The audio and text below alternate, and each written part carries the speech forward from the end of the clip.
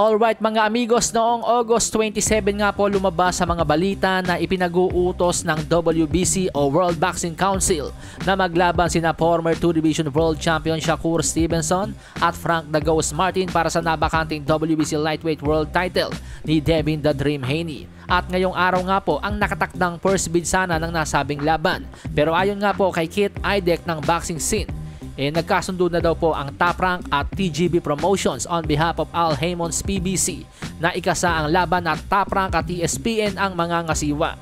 At dahil dyan mga amigos, ang nasabing first bid sana ng laban ngayong araw, kansilado na po dahil nagkasundo na nga po ngayon ang magkabilang partido na maglaban. Ayon naman sa report ni Mike Coppinger ng ESPN, ang dalawang pinagpipiliang petsa ng laban daw po mga amigos ay November 16 sa Las Vegas at December 9 sa New York.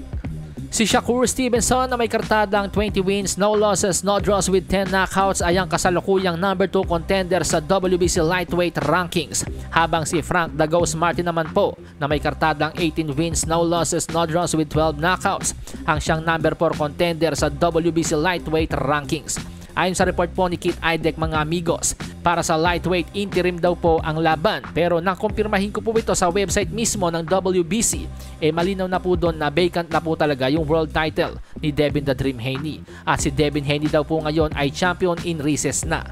So ibig sabihin po mga amigos, ang advantage ng pagiging champion in recess kumpara sa na-strip sa iyo yung title, kapag nagpasya po itong si Devin Haney na bumalik sa lightweight division, may karapatan po siyang challenge kaagad sa magwawagi sa bakbakang Shakur Stevenson at Frank "The Ghost" Martin. Hindi na siya pipila pa muli sa rankings, pwede niyang hakbangan kung sino man yung number 1 contender. Siya po ay automatic mandatory challenger. Yan daw po ang katayuan ng isang champion in recess.